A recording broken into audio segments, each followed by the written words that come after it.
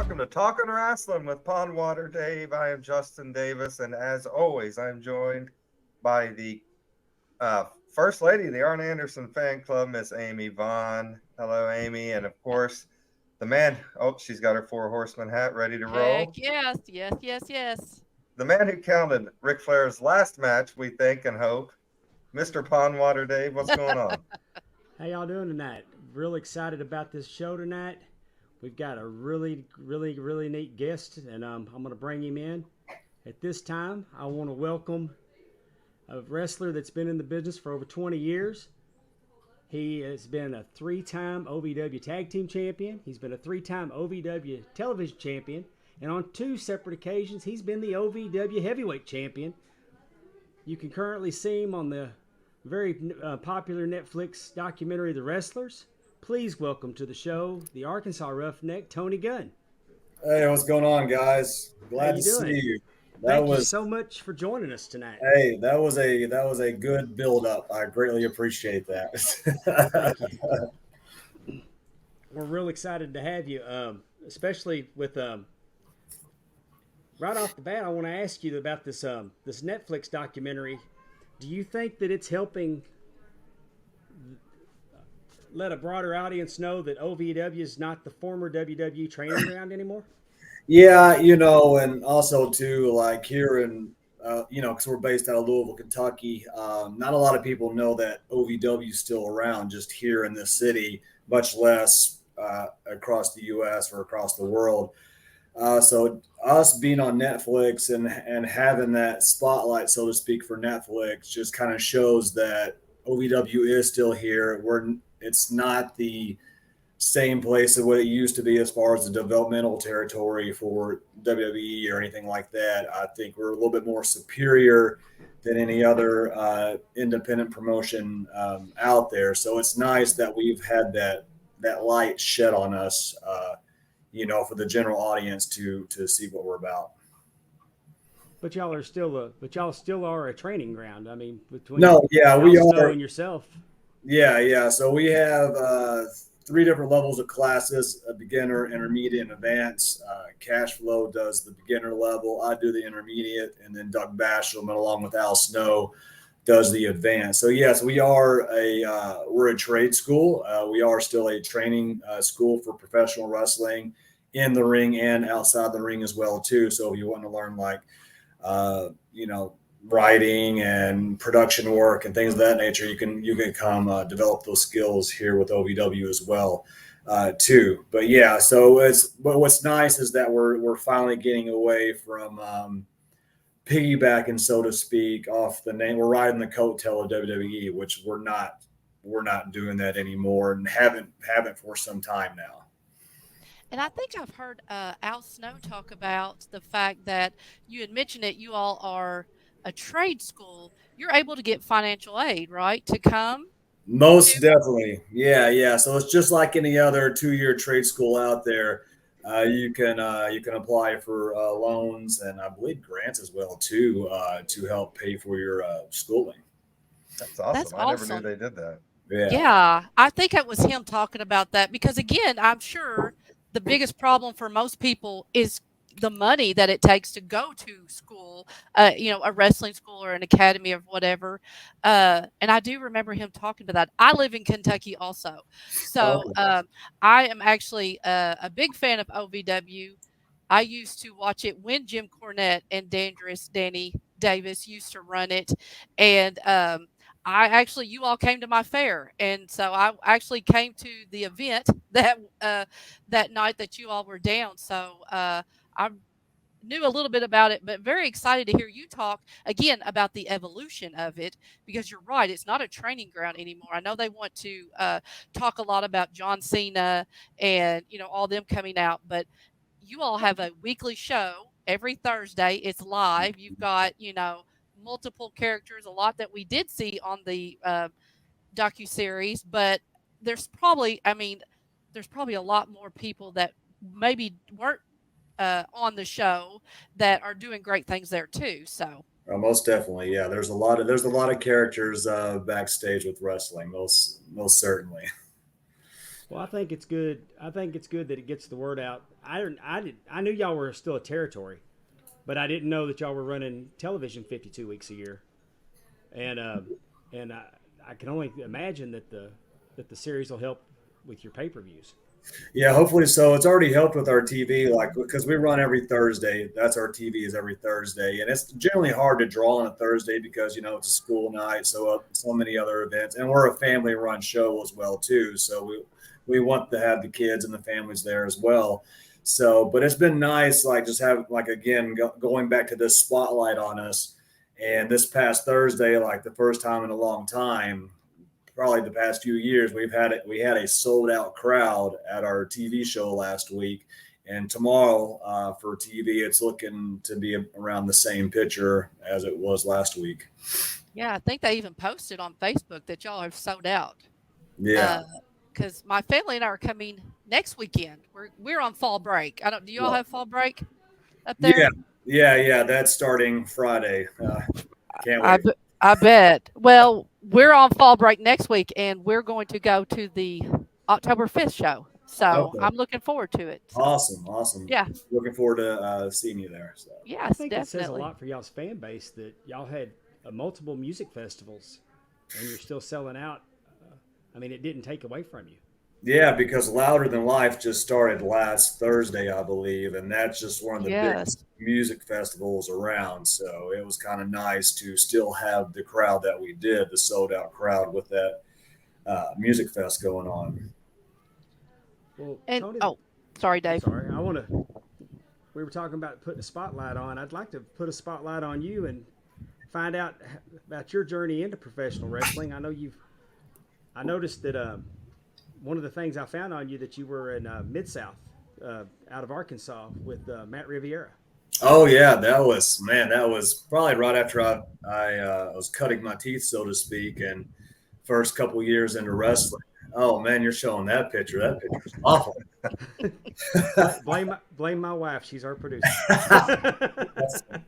The stages of growth.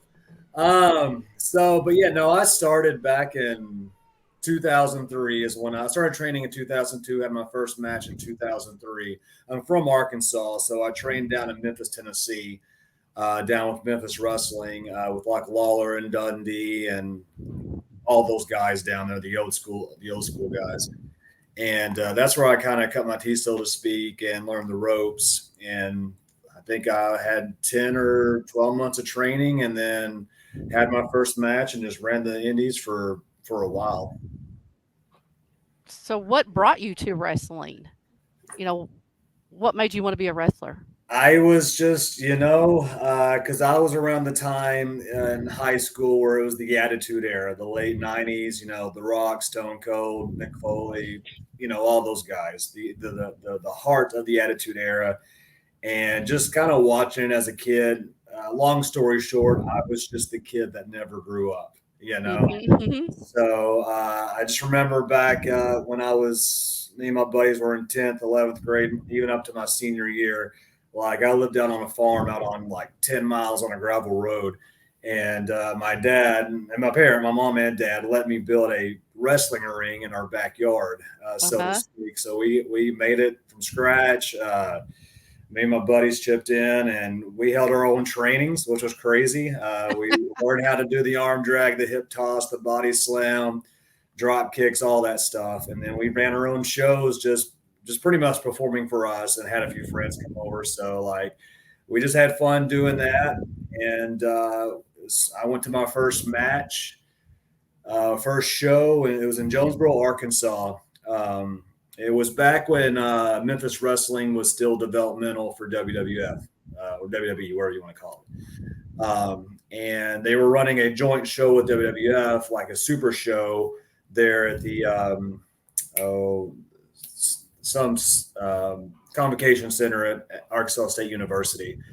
And I remember the headline was Triple H and Kurt Angle. And I believe Kurt Angle was the WWF Heavyweight Champion at the time, back when he had hair. I just remember sitting third row, watching that show. First time being at a wrestling show. I watched it for years on TV. And I just remember sitting there and just listening to the crowd and just hearing how the performers in the ring are just pretty much just having this crowd react. And I just remember sitting there being like, man, I want to be the person that makes the crowd react like this. And ever since then, I was like, as soon as I graduate high school, I'm going to find how to get into professional wrestling. Cool. So were you a DX fan or are you a NWO fan? Well, to be honest with you, like I was like one or the other, like because the Monday Night Wars, WCW and WWF. I never really watched WCW because I was, true and through to WWF, so that's pretty much all I watched. And so I knew of NWO, but I really didn't know much about NWO because, like, again, all I watched was WWF. So I would have to say DX. I love DX. I was the kid at school that showed up with my buddies, was telling everyone to suck it, Justin, that was you too, wasn't it? Yeah, I think Tony and I are the same age. So, yeah. I was going to say, I think that's the same timeline. Hey, yeah, I was in my 30s doing it at work. Well, Pondwater, we can't go by what you do because that's just not. Well, he said that he's never grown up, and at 57, I haven't either. I've got witnesses. True, yeah. Never going to either. Never going to. Age is just a number, my friend. Right? Yes, sir. Look at that. That's an awesome jacket. Love that jacket. Oh yeah, right. That's your Arkansas Razorbacks, right? Yeah. So when was this picture taken? What that was probably the last time because I was a heel at that time at OVW, and that was probably mid to late 2019 because I think that's the last time that I had the heavyweight title was back then. Mm-hmm. So that was around that time frame. What this is kind of an odd question, but how did COVID affect you all at your at OVW? It was crazy. I'm sure as far as for a wrestler, like for me anyways, like it was, I don't know, like I'm sure a lot of the wrestlers are the same way, like because you weren't working, you were out of work, you couldn't go anywhere, you couldn't do anything. You're used to being on the road, traveling 24/7 and doing something on the weekend. So like when COVID just shut everything down and you were just stuck at home not doing anything, like I kind of lost my mind. Like I feel like I was going stir crazy and just needed to do something. Personally, for me, I hated it because I'm always the type of person that has to be doing something. But as far as for a company with OVW, I think they ran maybe a few weeks of like pre-recorded like flashback type shows and stuff like that. Remember this and yada yada yada, those type of shows. And then when we started running again without a crowd, like that was just a whole nother different aspect that we weren't used to. It was just like you're pretty much just performing for yourself or in front of the boys, and that was a very, very difficult challenge for us to produce it and to perform as well too, because a lot of the part of being in the ring is listening to your audience and listen to the crowd reaction. And when you're sitting on crickets and you don't have that, it makes your job a lot harder in that ring. I can only imagine. Well, I mean, even if you have a small crowd, if they're enthusiastic, you can feed off of it. Like yeah. This past weekend, unfortunately, we didn't draw a very good crowd, but the ones that were there, they bought into everything, and they got an incredible show, and hopefully they'll tell everybody, and it'll be better next time. But the nights that they're just sitting there on their hands, and you can hear what's going on in the ring better than you hear what's going on in the crowd. I can only imagine what it's like for a wrestler. Yeah, those are challenging nights. Because it's really, it's awkward for me as a referee. I can only imagine how the wrestlers feel. Right. Oh, definitely. That would be awkward. Are you like most all the other wrestlers that we hear from, and do you enjoy being a heel more than being a babyface? For me, it's all situational. Like being a heel, I think you can have a lot more fun because you can let loose more and just show a different side of you that you generally don't show like out in the public. So in that aspect, like it's really enjoyable and fun to do if you're good at it. But like for me, it's just situational. It's what the story calls for. And if it's something that like, because I've been doing this 20 years and it's not just having a wrestling match, but if I'm involved with a good story, whether I'm a babyface or heel, like as long as I'm having fun with it, like I'm going to make it, I'm going to do the best I can to make that great. So, but no, yeah, it is more fun to be a heel, but and on the flip side of that coin, I enjoy being a babyface as well too. Again, it's just all situational. Yeah. Yeah. Did you have any trepidations about agreeing to be on the Netflix docuseries, or was you like 100% this is just going to get more eyes on me, so why not? That's the name of the game. This is the entertainment business, so it's like it's one of those things where it's like if you have hesitation, why are you even in this business to be shown in that aspect? And I know me as well too. I'm the type of person that I don't make a fool out of myself. I take myself serious. I don't do any stupid stuff or anything like that. So I knew filming me really wasn't going to hinder me, as far as for my profession in and outside the ring. So yeah, you came off just as kind of one of the adults in the room, so to speak, for sure. There's very few of those. Well, and as I was say, this picture right here, you're kind of like in a booking meeting, I guess you would call it. So you do a lot. You said you're a trainer, and obviously you're sitting here in a booking committee. So you do a lot backstage too, and you're one of the adults in the room. When did that transition? Like, how long have you been kind of maybe went from doing just wrestling to hanging out with these guys, Cash Flow, Cal, Doug Basham, and doing things backstage? Yeah, well, I kind of hang out with these guys on a norm, especially Cal. Cal and I, we travel the road together, especially going up to Wisconsin and stuff like that, because his father runs shows up in the Milwaukee area. Awesome shows, by the way. It's called Great Lakes Championship Wrestling. Just a little cheap plug right there for Dave Hero. But that I didn't really start getting into like not really producing, but agenting and helping out with storyline stuff like that until like I think it was 2019 when I got injured. I tore my tricep off the bone back when I worked Sammy Callahan back early 2019, and I was on the shelf for some time to recover. So I started helping out with like production, with calling times and matches and stuff like that, and running storyline ideas and stuff like that. So I started getting into different avenues, probably mid 2019.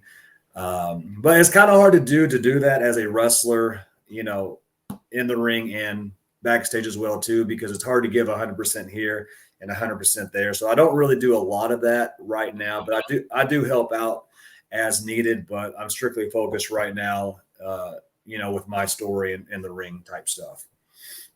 Yeah, I shared with the guys, OVW was putting out, you're climbing back to the top. That's kind of your storyline right now. You want to be back on the mountain. You were wrestling. Who was that? Who did I send you, Dave? The Hallie J's boyfriend. Dark Storm. Dark Storm. I don't know if that was recently, but that was a couple weeks ago. Who are you wrestling this week? Or are you wrestling this week? I am. I'm scheduled to be there. As far as who I'm in the ring with, I have no idea. So yeah, Dark Storm was 2 weeks ago, which I came out winning that match with the kill shot. And then last week I worked Cal Hero, so it was a baby match. Had a good competitive back and forth match, and I didn't know, but somehow Adam Revolver got involved and caused something on that end, which I still won. So this week, I don't know. I'm sure it's going to be someone a little bit more challenging, but I guess I'll find out later on tonight, if not tomorrow morning, who that's going to be. That doesn't give you much time to prepare. Not much time out. Sometimes we know days in advance. Sometimes we don't know till we get there. So it just depends how all the booking goes down and where they plug all the puzzle pieces at. That makes sense. I have another, again, because being from Kentucky, I'm trying to think how to put it. How do you think Matt Jones came off in the Netflix? Is he happy with the way he came off, or if you can answer. I don't want to. No, I can answer. No, I can answer. I'm just trying to think of a good way to put it. Is I think after he kind of saw this, or maybe realized throughout the filming of the show how he was coming across. Uh-huh. I think he was trying to fix what was broken. Yeah, But you kind of see that if you've watched the series all the way through, you kind of see that at the end, definitely. where he's just kind of realizing his nature that since he's been involved with professional wrestling, and I think he's kind of opened his eyes a little bit more as far as he really doesn't truly know wrestling, and I think it's hard. I think for a person like Matt Jones, it's hard for him to ask for help or want to have help. Sure. And that he's showing that now says a lot. So Yeah. Well, if you would do me a favor, if you would help him with his bookcase that he has in his office when you watch that documentary, I felt like I was looking at it like, how does he know what he has? Because some of books are not even turned the right way. And it's like, I think that, No, I thought that was one of the best parts of the show, though, is like you were saying, Tony, kind of his transformation to the end of where he's kind of realizing that maybe I've been too intense and a little too hands-on.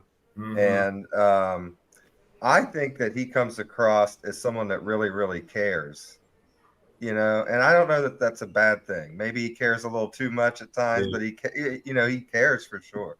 No, most definitely, because he wouldn't be invested with his time and financially with our company if he didn't care. Yeah. So he cares. It's just him actually the way he shows and expresses himself. And he's learning to deal with that because dealing and expressing yourself to a group of professional wrestlers is a lot different than expressing yourself to people in the real world. Right. It's two totally different beasts. Well, and even Kentucky fans, because obviously he has, Matt Jones is a broadcaster for Kentucky sports. And so, he's used to being, not loud. I don't mean it like that, but, like having that strong, outspoken. Yes, because, Kentucky fans are, exactly what I'm talking about, especially basketball, football too, but basketball, I mean, they're loud and very opinionated, and it's a phone in, right? I mean, a lot of times he takes phone calls. So it's just anybody and everybody who wants to call in to the show.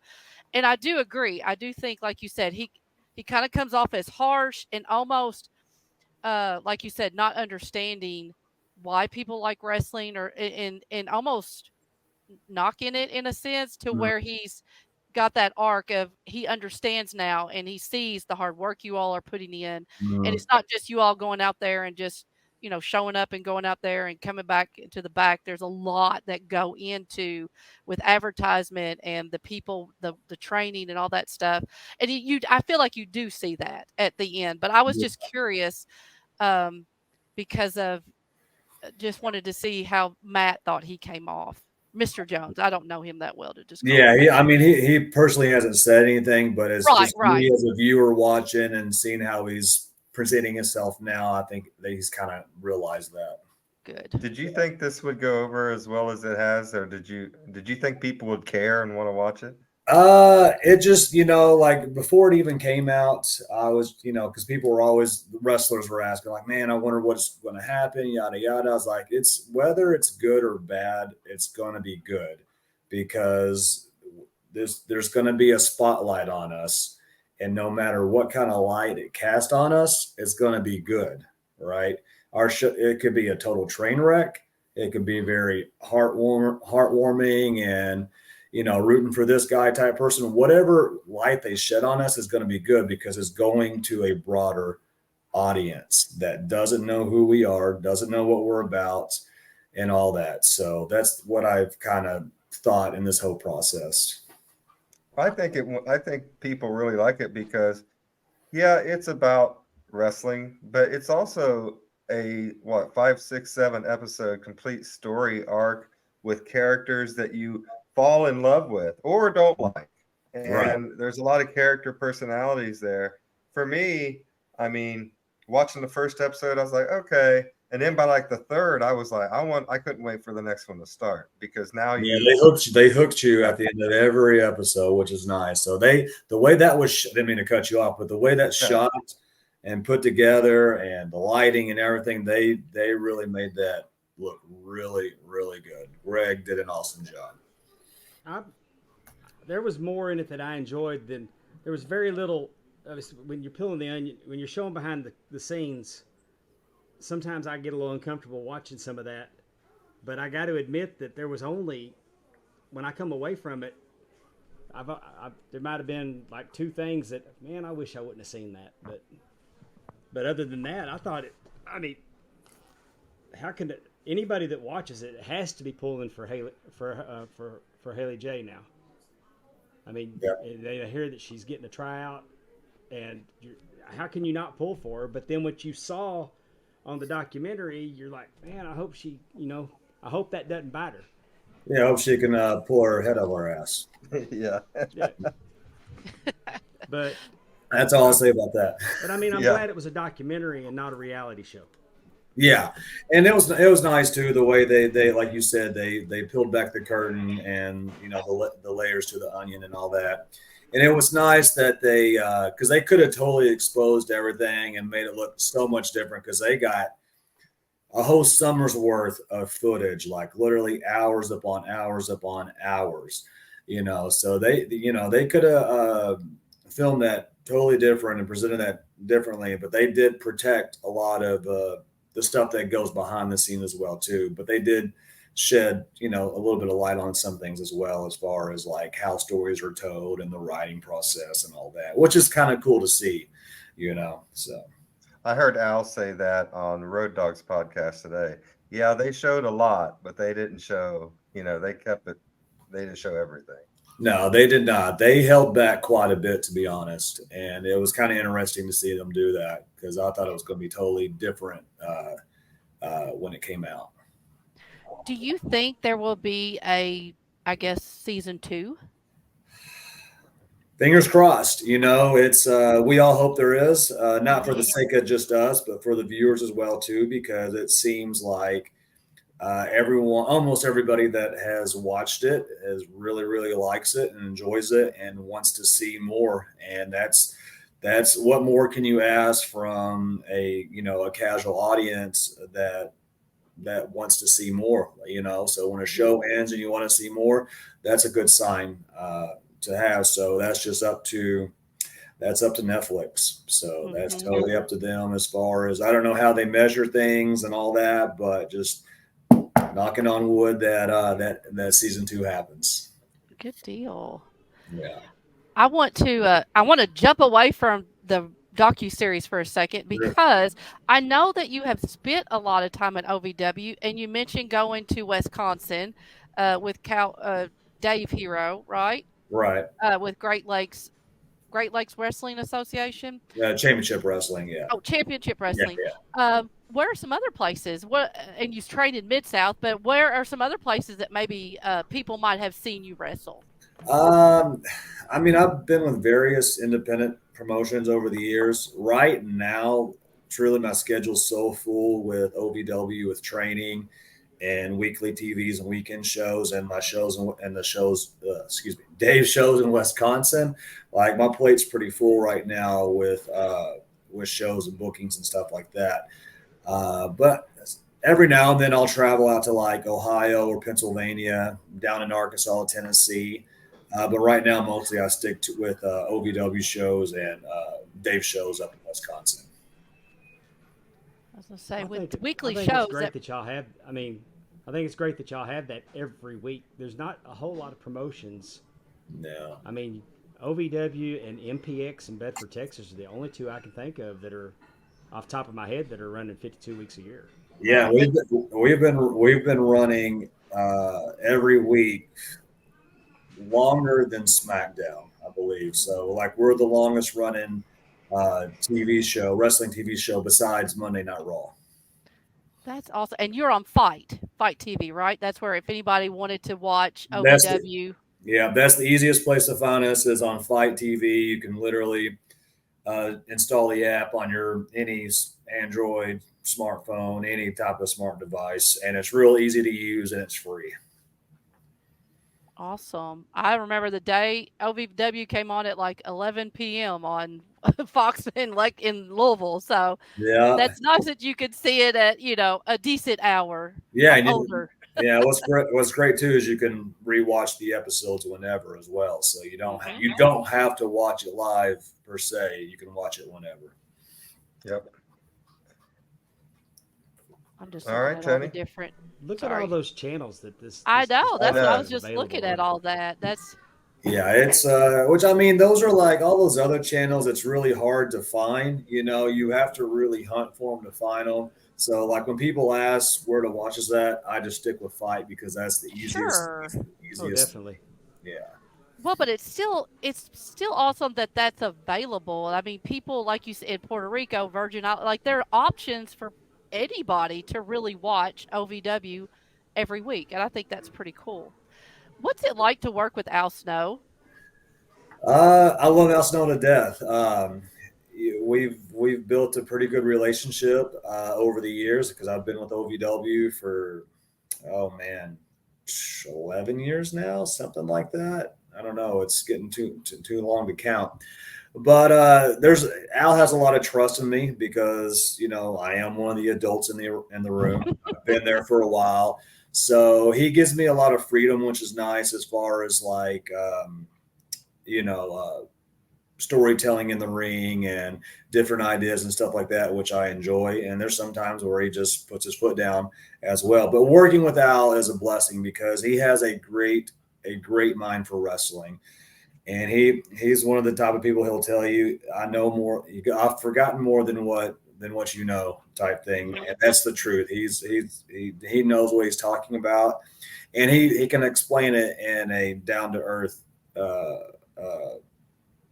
tone as well too, without making you feel like a fool or anything like that. So. A very caring, passionate person. If Al didn't like wrestling and didn't want to see other people succeed, he wouldn't be here.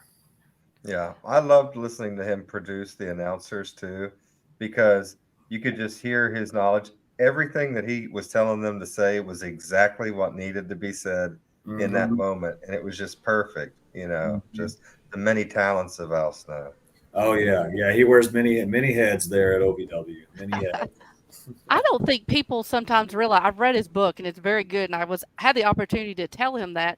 I don't think people realize how long he's been in the business. I think sometimes, him coming out with head like that is probably what's really permanent in people's minds. But like, he started wrestling at 18. Like you said, in Ohio. So he has been around for quite a while. And like you said, he has a lot of knowledge. And I just don't think people maybe realize that until the book and now the series, like you said, seeing all that happening in the background. Yeah, and that's one blessing about the series too, is like when I watched it, that's the best thing that I enjoyed about this series is the Al Snow story. And the very last episode, like I don't get goosebumps often or feel a certain type of way, but like watching that when he wrestled and just, knowing his story and just knowing that after this show came out, like he's going to get some recognition and some recognition that he deserves because he hasn't had any love from the wrestling world in a very, very, very long time. And I hope this show will help other people in the wrestling world and outside of it as well too, see what type of person he really is, and just hope that he gets recognized for that because he deserves it. Yes. Well, he is, his saying about a pat on the back is 2 feet above a kick in the ass. I mean, my husband has said that. I don't even know how many times. That's his favorite part of the wrestler, the wrestling documentation. He just thinks that's pretty a phenomenal statement. So I've heard that a few times. Yeah, he's a very quick-witted person and all that. So. Yeah, he's also very much a no bullshit person. And Yeah. that is appreciated, I'm sure, in the wrestling business where you come across some interesting characters. And just to have a guy that is an absolute no bullshit at all type of person has got to be refreshing to work with too, probably. No, it's nice because this business, the entertainment world, will chew you up and spit you out. And there's a lot of people that like to dangle the carrot, so to speak, and try to lead you on. And Al's one of those people that doesn't lead you on, which is nice. And I can relate with that because I'm the type of person that I don't beat around the bush. I'll tell you how it is and all that as well too. Cause I don't want to be lied to or made to look like a fool. And I don't want to do that to anybody else as well. Yeah. Okay, another weird question. So, what did people that I did not? Okay, so I knew Matt Jones and a group also owned OVW with Al, but the mayor of Louisville being part of that, I had no idea.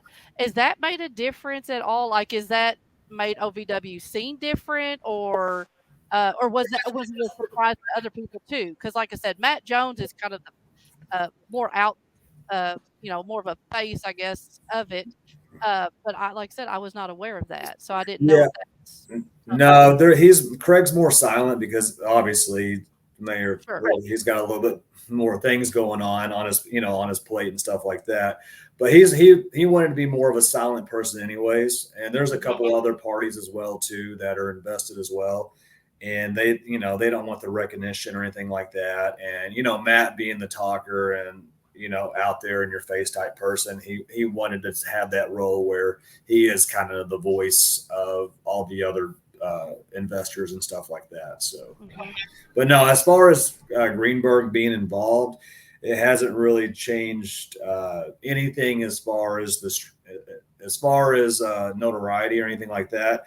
But as far as like structure of the business model for OVW, that has changed the landscape tremendously. Cool. Yeah. Let me circle back to training.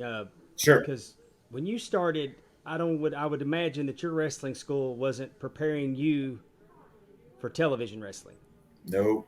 So now OVW, because I learned last year there's a huge difference between arena wrestling and television wrestling. Oh, night and day. I got a crash course in it last year, and I mean, what I didn't know, I didn't know.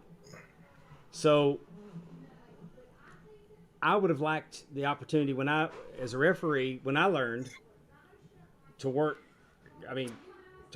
for television. And in this day and age, with the advent of streaming, because I mean, even the smallest of shows now can put their product on a national platform, right? With Fight and with Premier Streaming Network and so on, or just putting it on YouTube. So having a place to go to learn what you need to know to put on for television, or when they eventually get that call that maybe they can go to AEW or WWE or Impact, I think that's a great thing that y'all offer. Yeah, not like you guys were saying earlier. There's not a lot of companies out there that run weekly TV, so that's nice in the sense because and I do train my students how to work television as well, because that's the heart and soul of OVW is weekly TV along with our pay-per-views and stuff like that. We do live events as well too, but that's where you try new things and learn. But yeah, like working TV and working a typical house show is night and day, because you have time cues you got to hit. You have a story that you have to tell.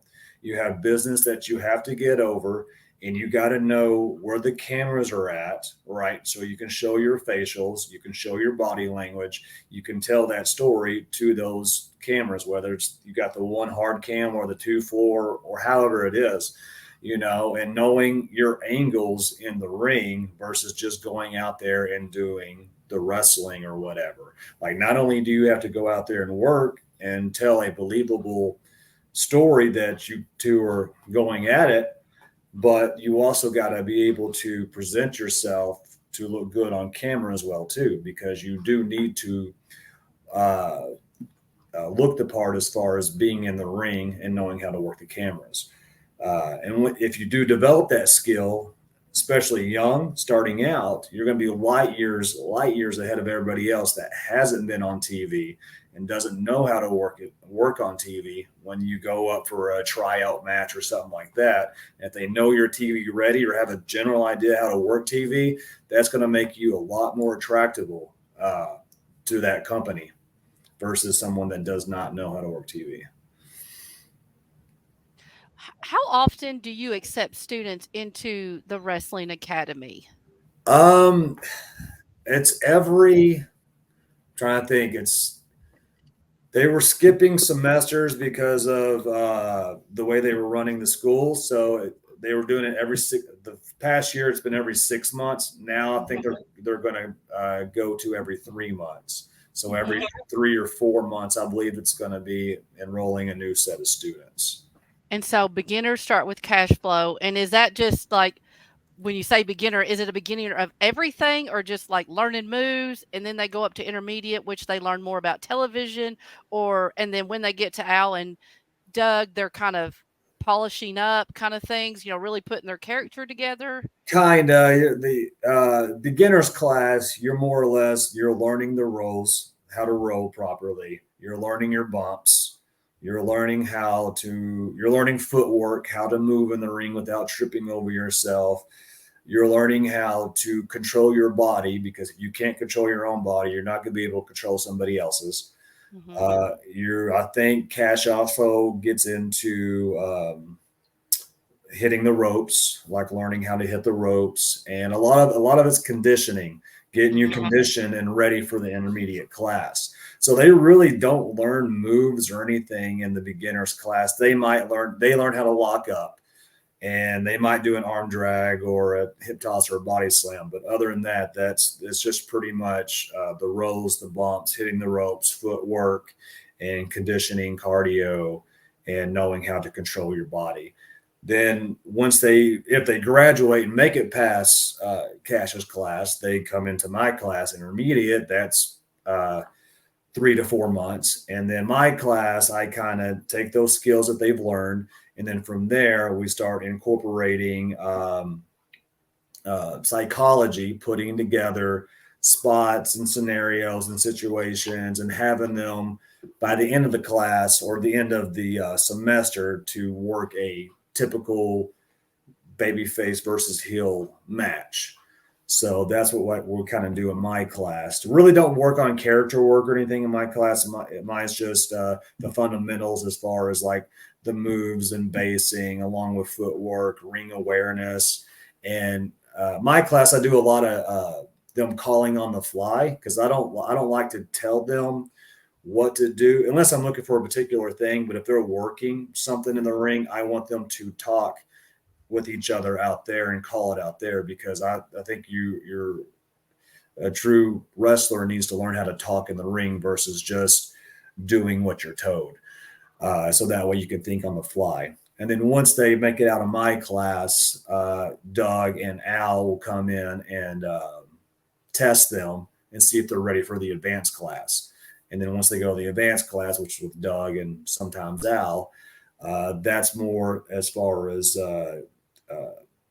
improving their psychology, working on character work and developing character work and things like that, and kind of sharpening and honing those skills. Cool. If that all makes sense. Yeah, I think it does. We got some people in our chat here, Tony, and we got a question from down Sure. up. Our buddy Ben Jones from Australia, Perth, Australia, to be exact. He wants to know, who would be your dream opponent, past or present? Oh man, dream opponents. I would say in the past, because there's two people that got me into wrestling. One is Kurt Angle, and the second is Ken Shamrock. Those are the two people that really wanted me to be a wrestler. So if I could step in the ring with either one of them, that would be amazing for the past. Now for present, really doesn't matter. Whoever I can draw the most money with is who I'd like to be in the ring with. That's always the answer, brother. That sounds about right. Well, Tony, before we get you out of here, do you have a merch store? I do. I do have my own personal store. You can go to shotgunTonygunn.com. Again, it's shotgunTonygunn.com. I have T-shirts, 8x10s, hats, beanies, all kinds of stuff on there. So if you want to check it out, it's a pretty cool site. Also has different videos and about me section and all that as well too. So yeah, there it is, shotgunTonygunn.com. Awesome. Shotgun Tony sits around. That's something else. Love it.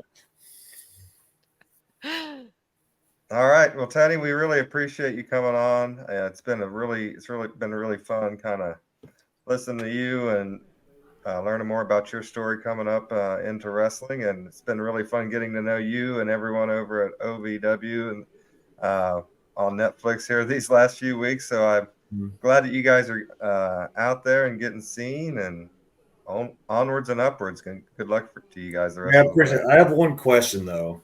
Yeah. This is for Pondwater Dave. I just gotta know. I just gotta know this. How did you get the name Pondwater Dave? I've been asking for a while. Conrad Thompson is one of my best friends, and he was doing his podcast with Tony Schiavone, and I have a pond in my backyard. Okay. And I work for my day job is with Frito-Lay, and one day out of the blue, because my nickname's Super Dave. And he goes, Tony, this was during COVID. He said, Super Dave doesn't think he can get COVID. And Tony said, really? Why is that? And he goes, because he drinks pond water and eats hot Cheetos. Well, when Conrad messes with you, I've learned that it's better to lean in than resist. Yep. So Pond Water Dave was born. Plus, we were doing a little thing on ad-free shows called the Sad News Bears. And I knew that Super Dave was a trademark that I couldn't do anything with. But Pond Water Dave, nobody has that. If we were ever going to do anything, imagine that. You're good with that one. Like, I can do pond. There is no Pond Water Dave. Yeah. So that's how I got it. It's just Conrad was screwing with me and it stuck. Gotcha. Tony, you need to ask him why did they call him Super Dave? Yeah. So that's another story. So they call you Super Dave. 30 years ago, I got attacked and I was shot. I got shot in the head. Oh, and I got shot in the back of the head, shattered my jaw and came out under my eye. And I had a little Superman tattoo on my arm, so the doctors and nurses at Baylor Hospital in Dallas started calling me. They were calling me Super Dave all week. Really? Wow. Sorry to hear that. But well, I mean, it worked out. Yeah. Yeah. Tony, go back in the archives, Tony. You can hear the whole story. Man. Super Dave's awesome, but you know what? I think Pondwater Dave tops it. So well, I appreciate that, and I appreciate your time tonight. You didn't have to do this, and you were gracious with your time. And we've been doing this almost a year now. We're trying to grow this thing, and we can't thank you enough for helping us. Hey, man, you guys have been awesome. It's been awesome chatting with you guys and all that. I'd love to be on anytime. So just you have an open invitation. There's everything you want to come on and get out there. The door's open for you. Awesome. I appreciate it. All right. I'll see you next week. I do shows 4 times a year in Arkansas with Bayou Independent Wrestling. We run Fountain Hill. And there's some talk of, man, I can't remember the town that he's wanting to add, but so maybe we can cross paths one of these days. Hey, that'd be awesome. What part of Arkansas? Fountain Hill is just down there, close to Louisiana. Okay, got you. Farmersville. Yeah, that's real too south for me. I'm from the northeast area of Arkansas. Yeah. Well, I'll see you next week, Amy. So make sure you stop by and say hi. All right. I definitely will. All right. Thank you, Tony. Appreciate it. So much, thank Tony. you. Hey, thank you. I appreciate it. The Arkansas Roughneck, Tony Gunn, ladies and gentlemen. Bye. Thank you. That was awesome. Well, he was that. I enjoyed that immensely. Mm-hmm. We had us a TV star on, y'all. Hey, and I'm gonna so silly. And I gotta apologize. I'm having to mute because I've got a house full of people tonight. We have a new grandbaby in the family. He's 2 months old and he's made his first trip to Mississippi. Oh, and I everybody, saw you. all the family in Mississippi decided they wanted to come and meet young Hesse. I saw a picture of you snuggling. I'd be down there too. I think the producer of this show should walk into the other room and get him. Ooh. And we help me, though I can't hold him. And we could show the world what young Hesse Kai looks like. Oh. We got a exclusive premiere here on our youngest fan and our oldest fan. I'd say I just dropped a hint. I think I heard the door open, so we'll see. That's if y'all are hearing any background noise.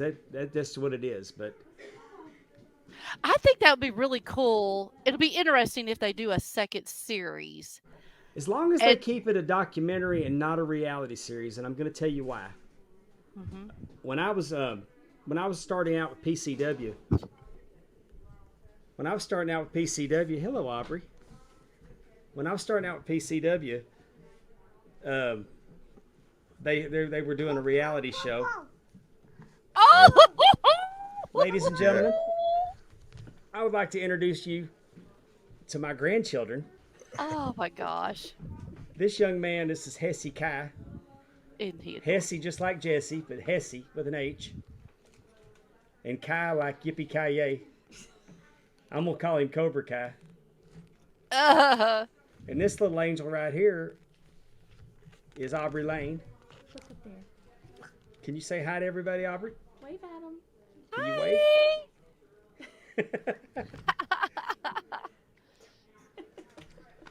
Is this her brother or is it? No, this is her cousin. This cousin, okay. Kinsley, you wanna come say This hi? is her cousin. But we got a whole house full. There's 2 more kids over, Brindley and Kinsley.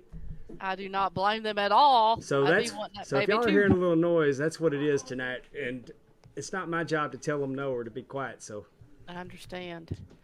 Too, they're about the baby and the kids, so they don't, what Yeah. you're doing back there is no big deal, right? right.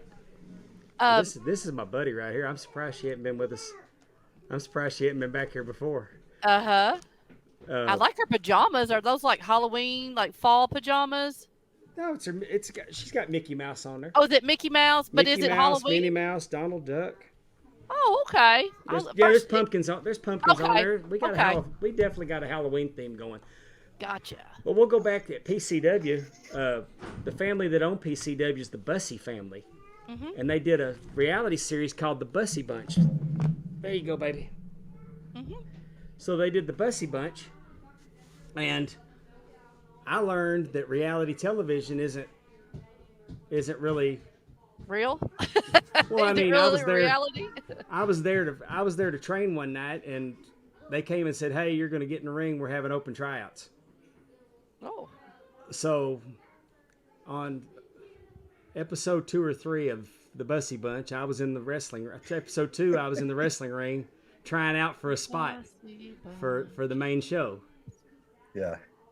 And but when there was a wrestler, the Angel of Sin, when he walked in, I think we all kind of knew who was going to win, and I mean, he wins, and they make him some custom gear real quick, and they legitimately made him custom gear real quick, and they debuted him on their television show. So Right. because we had our Friday night show was for the school, and the Saturday night show was their television show. We had PCW Uncut for the training, and then Full Throttle for the television show.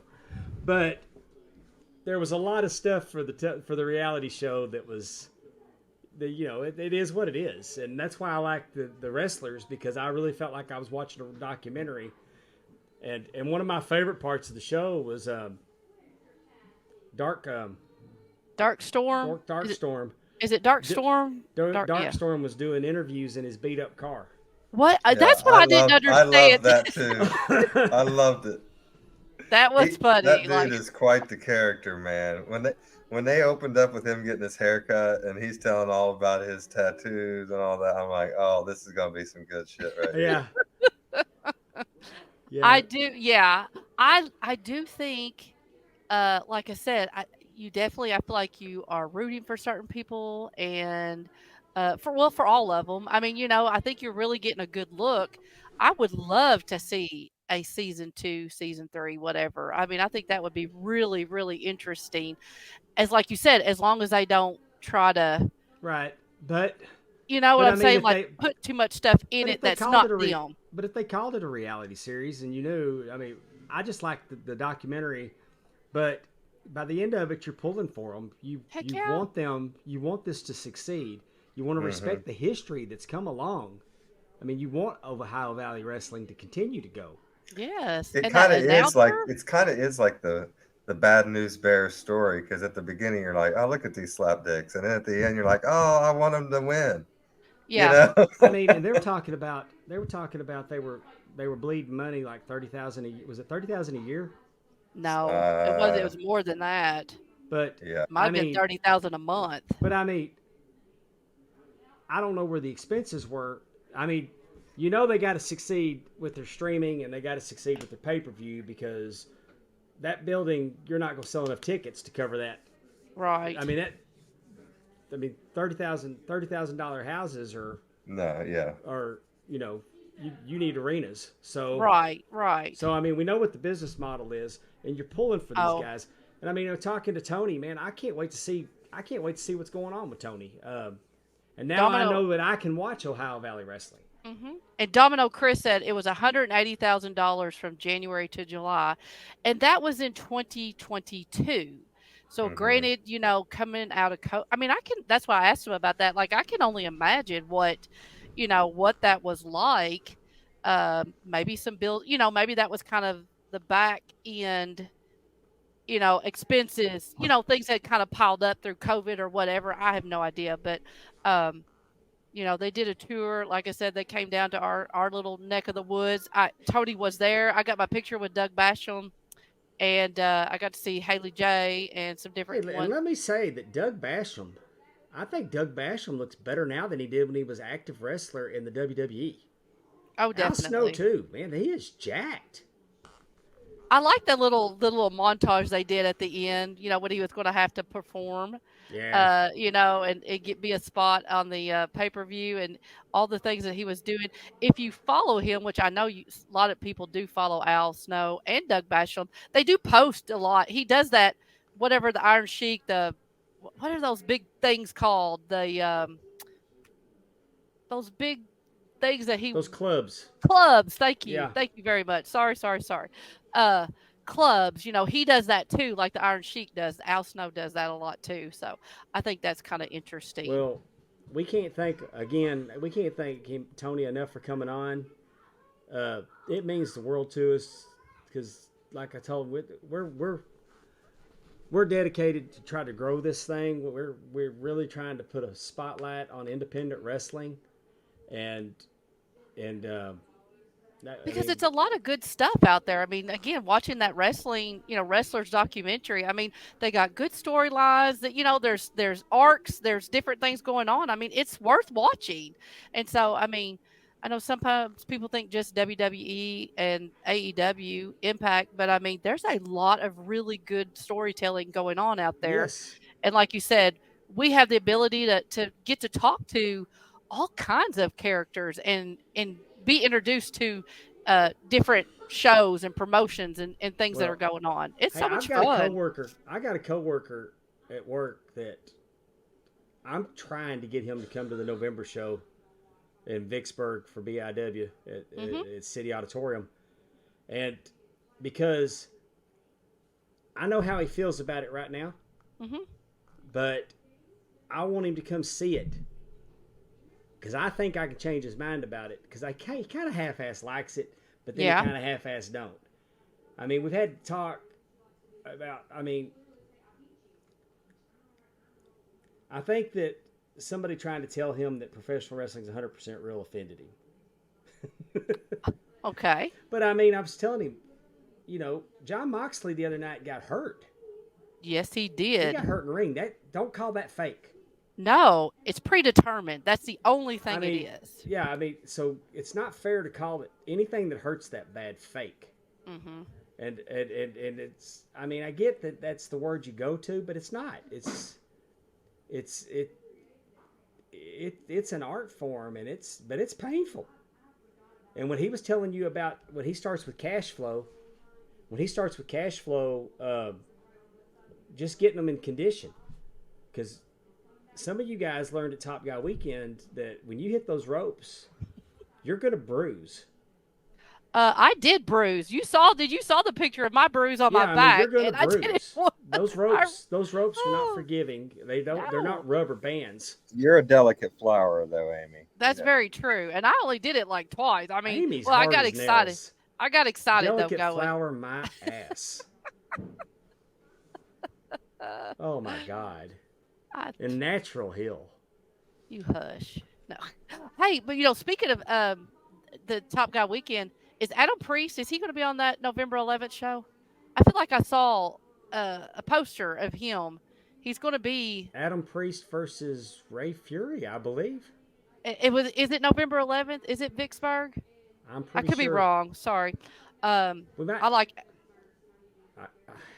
I don't think Oh. he's Arkansas. Okay, I shouldn't have put you on the spot. I just because Adam Priest was at the Top Guy weekend Oh with yeah, us. definitely. And we were gonna have cash flow.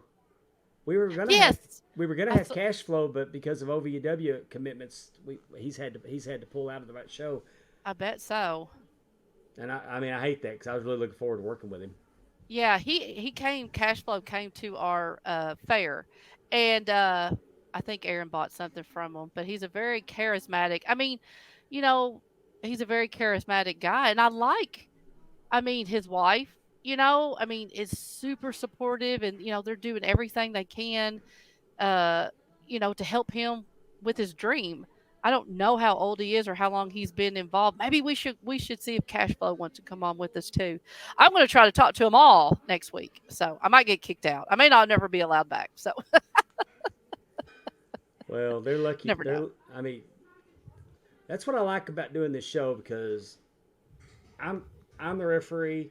You and Justin are the fans. yes, And I like your enthusiasm, and you're not one of those that wants to pick everything apart. You're very enthusiastic about everything that's going on, and you don't go out of your way to crap on things. And I like that. And I think I like that dynamic about this show, and I hope everybody else does too.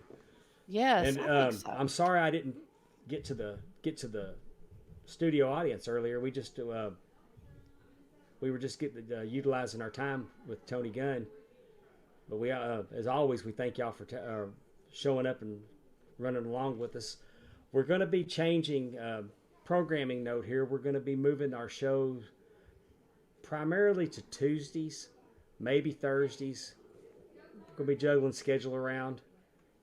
Maybe an occasional Monday night show. What? No, just kidding. No. I mean, we're gonna come off of Wednesday nights.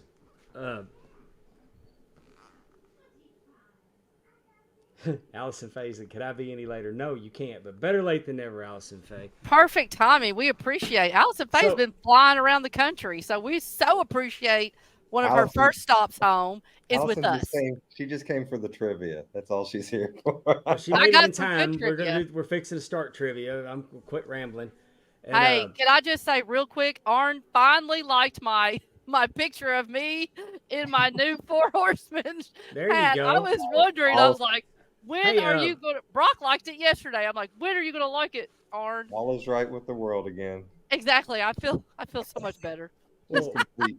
you know what, when you think of Arn Anderson and championships, what do you think of? The TV TV title. championship. Greatest television champion of all time. Yeah. And I would say that belt, you got it handy? Oh my gosh, I got the belt you, handy. you can show the Oh, picture. You can show he's holding the belt. Yeah, because I've knocked over Dax and Cash the other day, so I've got to. Can you see them?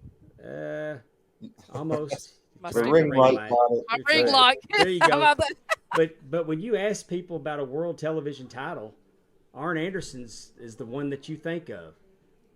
And That if he you put want, to my Amy, just so we clarify. You're so the if best. you're a promoter Loves me. and you want your champion to be remembered for a specific championship, may I suggest big time belts? Yes, big time belts. Make it the finest artwork on leather and zinc plates. Big time belts will make your wrestling dreams come true. If you're a promoter, find out with BIW, find out with SWA, find out with AWA, find out with Battlezone, find out with promotions ECW, find out with promotions all over the country are learning that they can have high quality championships for their team. I mean, they make their champions like I call $1 million for a very, very small price. High quality, low prices. You can dream it up. Big time belts can make it. You can get it. You just scribble it out on a piece of paper. He's going to turn it into art. He's going to turn it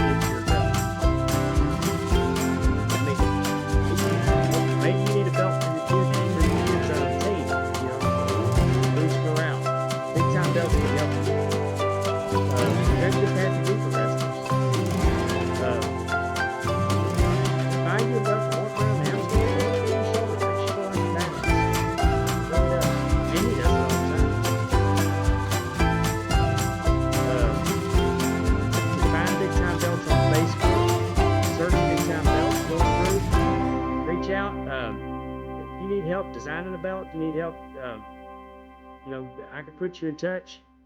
And your promotion or your fantasy football team or your kids team, or say that you're a fan of the Dallas Cowboys or Las Vegas Golden Knights or the Dallas Stars, you can pimp out your game day attire with a belt from Big Time Belts.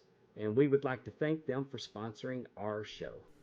Awesome. I definitely think a fantasy football trophy, instead of a trophy, like I think a belt would be the way to go. To have that, and and then you pass that around. Yeah, if there was a belt available for the league that I've already blown this season, I'd be much more pissed off about my performance. You've already blown it? Like I'm 0-3. I've lost to Brandy. Oh. I've lost to Little Jimmy. Oh. Who'd I lose in week 2 to? Welcome to the 0-3 club, Dave. Man, I've lost to everybody. You're 0-3 too, Justin? Well, my first pick was Nick Chubb, who got hurt in the first game and he's out for the season. Oh, and my second pick was Joe Burrow, who's played like poop. So yeah, my team has been very good. So. Hey, I'm going to tell you that I got on one of those elimination leagues where, you pick the winner. Just it's a Survivor League. Survivor League. And I thought I was out on week 2 with Philadelphia. I thought the Vikings beat them. And then I learned that they didn't because I was still in for week 3. I got the email, hey, you haven't picked your team yet. I thought I was out. So let me tell you about my football. I grew up in Dallas. I'm 57 years old. All there ever was for me was the Dallas Cowboys. 5 Super Bowls. I'm just saying. 5 Super Bowls. I became accustomed to having more winning teams than losing teams. I mean, last 30 years has been rough. But I love the Dallas Cowboys. But God dang it, I hate the Dallas Cowboys. How do you lose to Arizona Cardinals? The week that I pick you on my elimination, so week 3, I'm out. I'm done. Really? My own team screwed me. My own team screwed me. Yes, That's my predicament. Yeah. Oh, that's hilarious. Jesus, and they're good. They're a good team. I know. My week 1, I got 35 points on my defense. I almost won week 1 just on my defense. The best defense in the league gave me -2 points this week. But that's football. And I don't even really watch it professional, but like I saw Miami Dolphins. It was like 70. Like they beat. I mean. Oh yeah, they beat Denver play? 70-20. And I'd Denver. heard that once upon a time that coach that beat them 70-20 was their ball boy.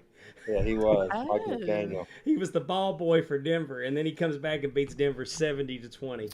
Yeah. Well. And hey, tough titty, Sean Payton. You should have gone to Cal. You should have gone to Dallas. What's his name? Russell Wilson says, "Let's ride" when he gets to Denver. That ride has been worse than JFK's through Dallas, I think. So.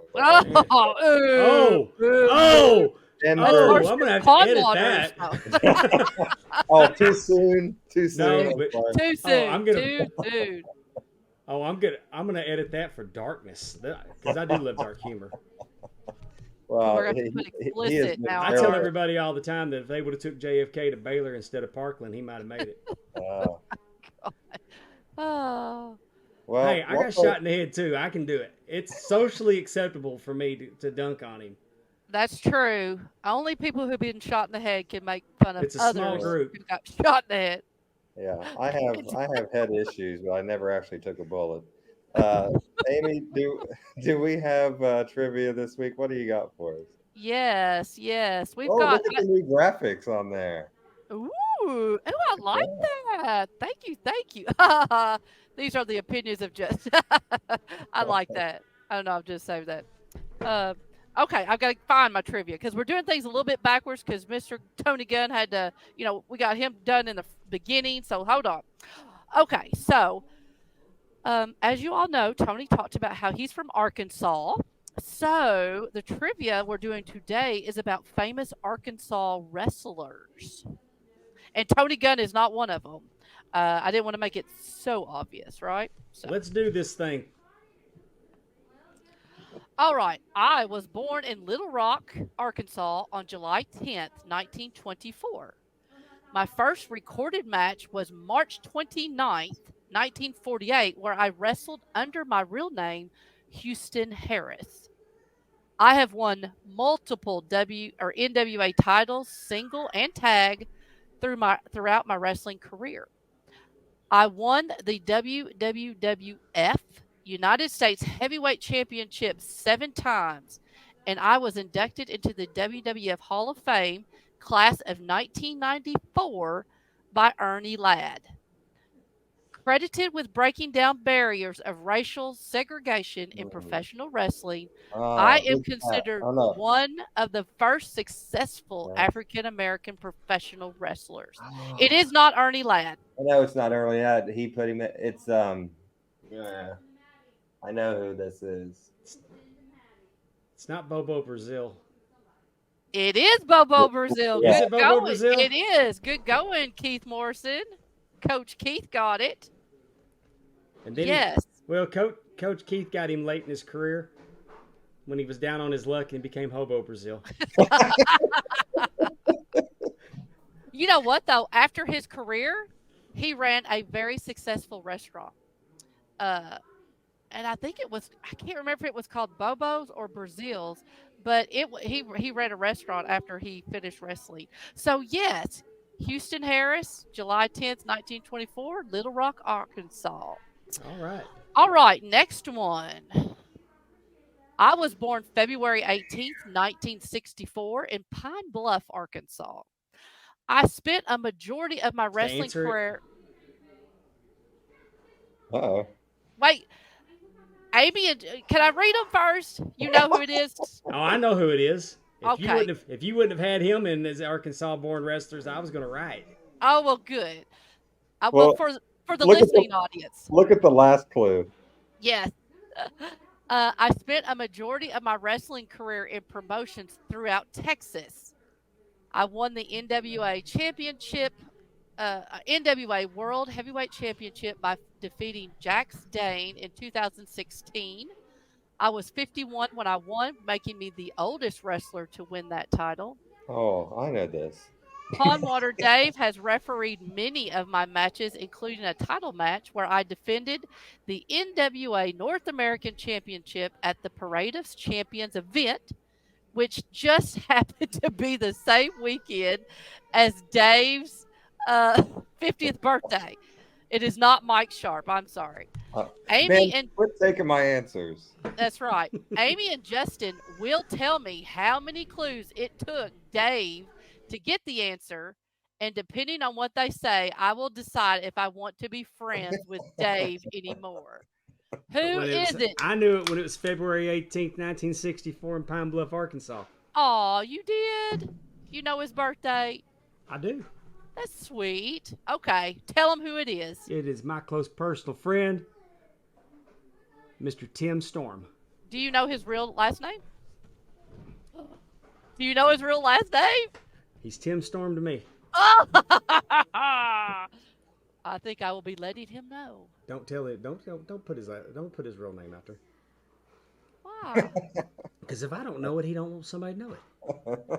What is his last name? Oh, I know what it is. I know what it is. What? It's now I don't want to guess and be wrong. Tim Guggenheim. That's my guess. Scroggins. I was gonna say Scoggins, but Scoggins. I think it is Scoggins. Maybe I don't. I have to look and see if there's an R in there. I did know that. I love Tim Storm. We'll let Tim be the judge of that. No. But yes, it is Tim Storm. Is she got kids all over her? Is that why she's not flipping the page? Probably. There she is. She just flung one into the wall to flip the page over. I was born December 21st, 1948 in Harrisburg, Arkansas. Even though I was born in Arkansas, I spent my wrestling career portraying a rough and tough Texas cowboy. I participated in the inaugural Survivor Series pay-per-view as part of Honky Tonk Man's team and I was part of the very first Royal Rumble. I have spent time and won multiple championships in All Japan, Championship Wrestling from Florida, Georgia Championship Wrestling, Jim Crockett, NWA NWA Hollywood Wrestling, and more. Sorry. I retired in 2013 and passed away in 2017. Do you know who I am? Well, I was wrong. I was going to say Dick Murdoch, but I think Coach Keith is right now that I look at his answer. Yes, it was Ron Bass. Coach Keith is right. Woohoo! Look at Coach Keith hitting them out of the park. It was Ron Bass. Very, very good. His name was Ronald Hurd. I'll spit it out. Sorry. Ronald Hurd. Sorry if I told... Since everything to me is world class, Ron Bass was actually one of the people that challenged Kerry Von Erich for the NWA World Championship when he defended in Florida. Really? He's one of the 18 defenses. He might have defended it against him twice, but I know he defended against him at least once. Interesting. I don't know if I knew that. Yes, you have done really well, Coach Keith. All right. I'll start reading the second. Okay. I was born December 16th, 1990 in West Memphis, Arkansas. 1960. Oh, what did I say? 1990. Oh. Yes, 1960. Thank you. That's an upside down 9. That's right. I don't have my glasses on. Sorry. I was trained by Tojo Yamamoto and began my career in Continental Championship Wrestling in 1987. I know. I have achieved success in all promotions I worked. I was WCW World Heavyweight Champion twice, WCW United States Heavyweight Champion twice, WWF Champion twice, CWA Heavyweight Champion, and I main event multiple pay-per-view events for both WCW and WWF. And hits a mean softball. Oh, yeah. Now that I see the leg injury, it's like... Yeah. I suffered a horrific leg injury on television, and which almost ended my career. Oh, God, I just saw the last clue. Yeah. Amy doesn't really care for me because I tried to kill her man with scissors in 1993. Who am I? How did we follow that? That's true. There's only one left. I know. Justin's dunking on JFK. Amy got Psycho Sid killing He our also had one of the best heel theme songs ever, Psycho Sid. I loved his WWE music. Yes, it was good. But I think, as the first lady of the Arn Anderson fan club, I don't think I could have not mentioned the stabbing. Not my favorite. Coach Keith's out there having problems typing with his iPhone. Those sausage fingers are getting in the way. No, I'm gonna tell you, it's not sausage fingers. It's the new predictive. It's the new predictive text on the new update.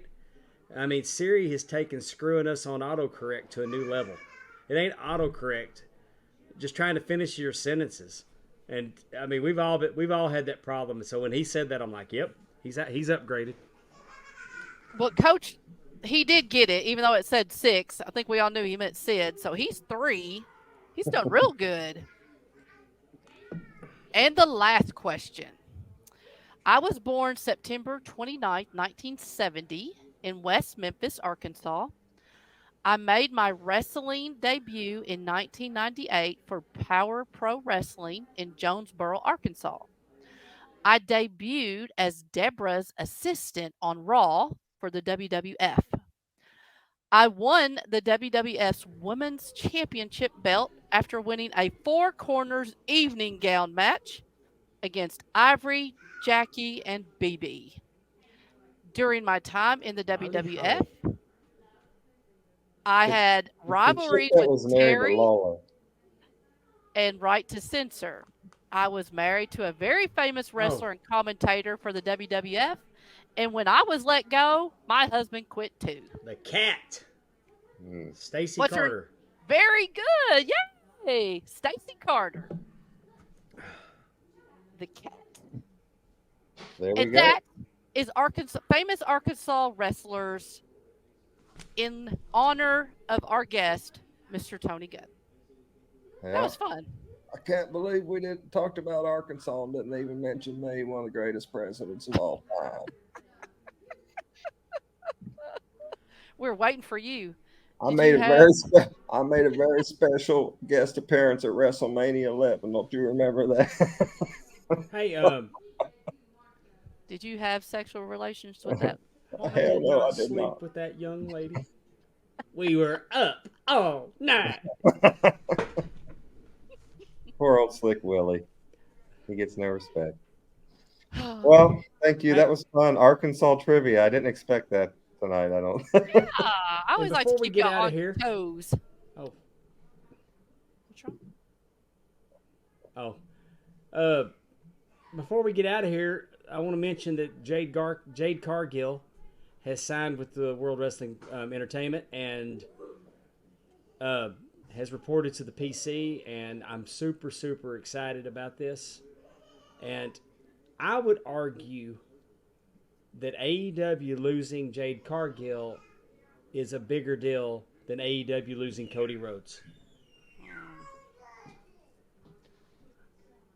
So We'll have to see. But yeah, no, I was I'm saying. we'll see. Well, no, I mean, I would argue that, but I put it out. We ran a poll. We ran a poll on X, and We 65 people voted on our poll. 82% said Cody Rhodes was a bigger loss for AEW than Jade Cargill. But my thinking is that Jade Cargill was homegrown and Cody was already a star when he got there. And AEW has grown in leaps and bounds since Cody left. They probably enjoyed more growth. I mean, they're up to 3 shows. Wembley Stadium. So, I mean, they've done a lot. I'm not saying that Cody was the albatross holding them down. I'm just saying, I think that losing their homegrown talent, because, I mean, if I don't ever get booked on a show again for this opinion, Jade Cargill's a freaking star. Y'all had her going undefeated. How did y'all screw that up? How did y'all screw that up? That writes itself. How did she, undefeated. She should have been out there squashing people like Goldberg. She was. I think that's what happened. Well, no, they left her out there. They exposed her early. That when she was still green. But what I'm saying is, she could have been mashing people left and right. Right. And then you got, and I didn't say this, but wins and losses matter. Do they really? Because how you get a world title shot? Because you're the TNT champion, you ain't never been beat, and you never worked with the world champion. Right. You never worked with the world champion. Why? Because the wins and losses matter, and you ain't been beat. I mean, is it like wins and losses matter in another qualifying tournament for the number 1 contender? Mm-hmm. So that's my thing, is y'all screwed up with Jade Cargill, and she's going to be a big-ass star. Big star. I'm calling it now. I can't wait to see her against Bianca. I can't wait to see her against Rhea. I can't wait to see her against Charlotte. And I hope that her first match on television is against Natty. That'll be a good one. I think probably, I mean, I do think she should be a star. I think, like you said, the fact that she was homegrown, we don't have much history of her and seeing her. We have a history with Cody and what he's been able to do. And so, and plus too, I think Cody being an EVP and leaving that company. I mean, again, the idea or the look of it, I guess you could say. I hope she does well. I'm with Justin though. I think we're just going to have to see it because we didn't get to see it as much in AEW because, like you said, she didn't really wrestle some of the bigger names, because. And I kept waiting for it. Like, when are we gonna transition to? Because I mean, we needed to see Jade Cargill holding the TBS title in one hand and the world title, like Ultimate Warrior, like Goldberg. Oh, definitely. And then when somebody finally beat her, you could have made somebody. Exactly. But I mean, then she had a fart in church loss to Chris Statlander, and no disrespect to Chris Statlander because I think she's awesome. But I'm saying, all of a sudden, out of the blue, Right. I mean, she had a match, and then Chris Stam. I mean, it was damn as close to Money in the Bank as you could get. That she'd already wrestled a match, and she walked the walk that she said that she'd take anybody at any time. Right. But I'm just thinking that they crapped the bed with her. I mean, y'all, I don't understand why, and I don't either, because I would really think that's kind of weird because I really do think AEW would be the type. I mean, I could see WWF. I mean, I feel like there are probably some wrestlers that we're just really like, no, they just really hadn't done it. Like, Chad Gable, like, my God, he's why have they not done something with him? Kind but of when thing. when they did you think, and very credible against Gunther, who I think is probably one of the best wrestlers in the world right now. And I think, and I honestly think that Gunther needs to be the one to take the belt off of Roman Reigns. Yeah. So the best fart in church I ever saw, this is hilarious. This old man fell asleep, right? So he's like 2 pews in front of us. He fell asleep in church, and he's kind of laying there, got a little half snore going. And then all of a sudden he rips the loudest fart because he's asleep. He don't know what he's up to. And when he farted, he woke himself up, and the whole church laughed, which was fucking hilarious. It was the best thing. I love that you literally talked about a fart in church. And I thought you were going to talk about like a match you saw or something when you first started. And then you said old man. So I figured he's literally going to tell us. I told you that story in confidence, Justin. I don't fall asleep in church. Stephanie won't let me. Good woman right there. Good woman. Oh, that was hilarious though. When he woke himself up on his own fart in the middle of church, I couldn't. I was Boy, almost. I tell you what, our content just goes crazy after the guest leaves. We got to. It's like we want them to come back. So we don't want to tell them our fart in church stories and that kind of stuff. Oh yeah, definitely. They don't know us that well yet, right? I don't think we. Back when I was in high school, I just saved up all my church farts until I got in the car with my mom and dad on the way home. Oh, gosh. That was always my plan. That's what you properly do with a church fart. Oh, have we said it all? I don't know where to go from there. I think we've said it all. We've said too much. Enough. Exactly. That's hilarious. Do we have anything next week that we want to announce yet, or no?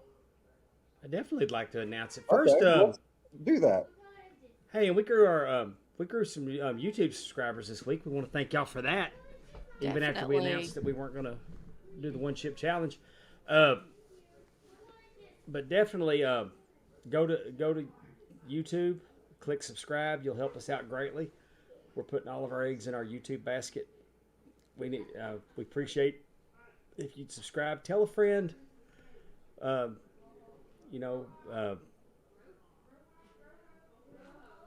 think I just had a mini stroke. You pulled a Mitch McConnell on it. But next week, oh God, next week we're going to welcome to the show a really good wrestler, charisma out the ass. He is spectacular. He is the great Geo Savage will be joining us. I can't wait for y'all to meet Geo Savage. He is tremendous. He's one of my favorite people in wrestling. My sister Mary and Ellie got to meet him in Pittsburgh, and they are huge fans. And we're very excited when I said that to have him on. The dude's got just charisma.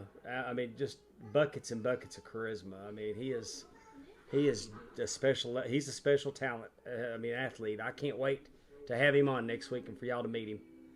Yes, it's going to be fun. It's going to be real fun. And what day is that? What, Tuesday? Tuesday. It's next October Tuesday, 3rd. the 3rd. Tuesday the 3rd at 7 o'clock. I kind of like this. 7 o'clock Central Eastern. I'm sorry, Central time. Okay. I kind of like this people in the background over there at Dave's. It's kind of like the old 90s sitcoms where you had the people in the crowd watching and you had them laughing in the background. That's kind of what I feel like we got going. It's like Sounds he's at a bar. Seinfeld. Yeah. Well, He's they all doing the came to show see at a those. bar. They all came to see those. Came to see that baby, and I I've been hitting the mute as much as I could tonight. oh Oh, it's no, fine. No, I it's love fine. it. Like I said, I would be there too. That baby is super super cute. I don't blame him at all. Well, I'm fixing to get off and go in there and love on him. And Thank you guys in the chat. Terry Weaver, Allison Faye, everyone that showed up, even Andrew Hermes, I guess. We appreciate you. And Ben Jones, everyone that came and hopped in there with us. We appreciate you so much. Coach Keith, who knocked out all the answers in the trivia tonight. Yay! Domino Chris, I just checked out his latest video of going to 30 stadiums in 30 days. His latest one is Petco Park or whatever it's called now in San Diego. So check that out. on Domino YouTube. Chris, drop your Twitter Your drop handle. YouTube. Handle YouTube. drop your whatever. drop your channel in the chat so I can share it. Yeah, he may not still be in here. He was Oh, kind he's- of in there earlier. Y'all can probably search him. Domino Chris. He went to 30 baseball stadiums in 30 days, and it's really good content. Yeah, and I encourage everybody to check it out. I liked him talking about the different foods. I think that was kind of fun. You know, like what he ate because he always ate something there, and Yeah, you know he what had they some might have been brisket. famous for. Or, you Had some know, brisket nachos in San And Diego. I'm a big fan of. Oh, let me tell y'all about some high school concession stand food. Oh, I we know went to all the- about that. We went to the state tournament down in Emmett County, which is pretty close to Louisiana. We went down there for my granddaughter's state softball tournament, and they had a dish called pastelaya, Yeah, which was Really? basically jambalaya with It's spaghetti jambalaya. noodles in it. yeah. really? They cooked it over fire in a huge kettle. I mean, they're over there. It looked like they had like a paddle off a boat stirring it. And as soon as That's some I Red Dot went up stuff. there and said, I got to have some of that. And they said, it won't be ready till 12. And to tell you what, at 12:01, I was there with my $7. And it was the best thing I've ever ate at a high school concession stand. There we go. Awesome. We got some pastelaya up here in Huntington at a little Cajun place, and they serve that. But it's made with Really? instead of like spaghetti. It's made with penne noodles. Oh, well, this was spaghetti with Interesting. chicken and sausage. And Ooh, that sounds Jesus, good. good. That sounds hearty. You know, like you're gonna eat a bowl. Yeah. Chris, it was Domino 90 Chris. degrees. It was 90 degrees. It was too damn hot to be eating that heavy. But it Oh, was yeah. good. It was Yeah. really good. Yeah, And then we Domino headed knows. up He's from down there in LSU country. He knows all about the pastelaya. Well, and plus two, you Oh, said yeah, he ate he it, is right? from down there, so he probably. Yeah. All right. We ready to take her home? Let's do it. Yeah. Let's do All right. all our. For the great First Lady of the Arn Anderson Fan Club, Miss Amy Vaughn, for Pondwater Dave himself, I am Justin Davis saying, take care of yourself and each other. So long, everyone. Bye bye. Night, y'all.